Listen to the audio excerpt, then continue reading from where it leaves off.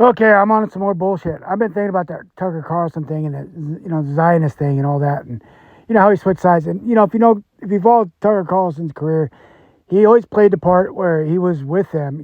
I'm talking Hollywood and the fake media, and he pushed the narrative. And I guess I seen more of his double sidedness and recorded it in my mind, and I don't easily forget because he played the other side until they abandoned him. And you remember that big old controversy where he got his feelings hurt, and then he came back and against everybody. And I record that because he's on the side that he thinks is going to win, and it's not always the right side. That's what we have to be careful of with all of the stuff being pushed out there. I'm against Zionists. I'm against all that stuff.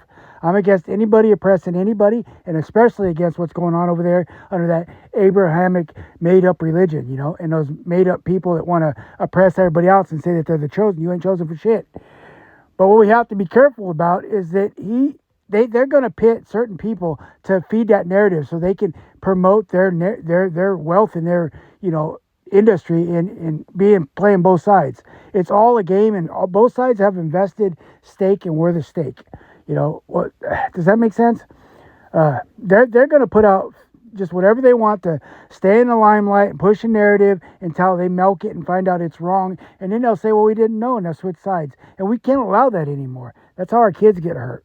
That's how Hollywood and everybody else and the government covers things up, and then we always have to pay the price for it. Like them buying out them tariff bonds for refunds, why they know that it was wrong.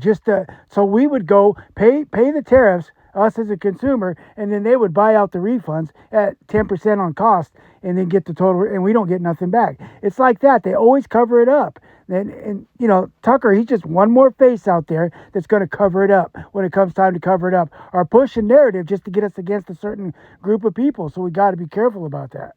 So that's all I'm saying. Hang in there, Toodles.